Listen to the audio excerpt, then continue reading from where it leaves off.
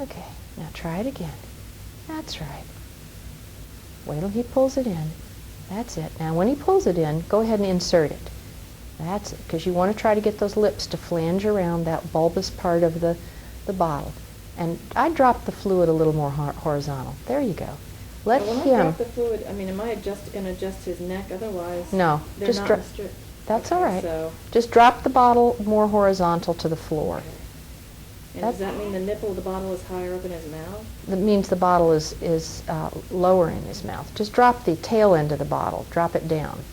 That's right. Make the fluid more parallel. That's it. You see how much more actively he sucks when there's not so much fluid in the teat?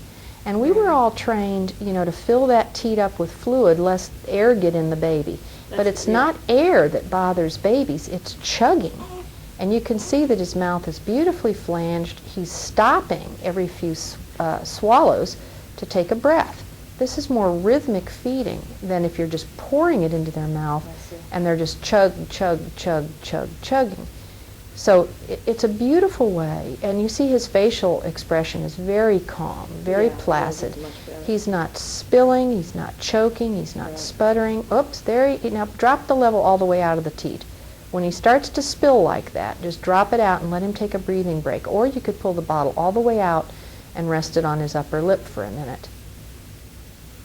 And just let him organize his respirations for a minute. Where I'm getting lost here is if I tip this back, the point seems to want to go up to the roof of his mouth. That's okay.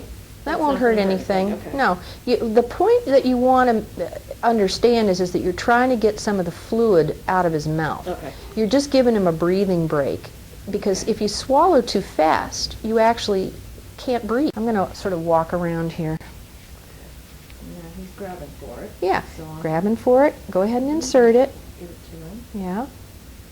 Keep it roughly level.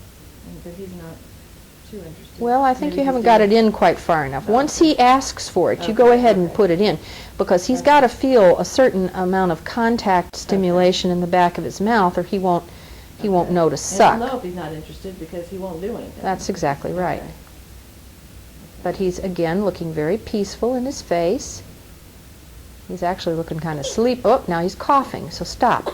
You see what happens when the baby really needs a break and we ignore the early symptoms. He closed his eyes, he started to sort of shut out, and now he's trying to really grab his breath, and you can really see that he still hasn't taken a breath yet, has he? Right. Well, he just did, yeah. Did he just now take a breath? Yeah, he was panting. Okay. Yeah. All right. But I You saw see the point? that look of ah. Yeah, that look of I need to recover is an important thing to notice, because you don't want to overwhelm these babies.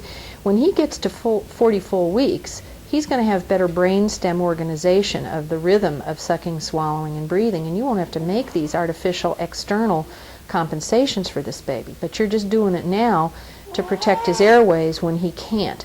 So go ahead and insert the bottle, tickle his upper lip, but by keeping that milk very horizontal, or even dropping it out of the teat entirely, or pulling the teat all the way out of his mouth and letting him have a breathing break, that would be a good thing to do.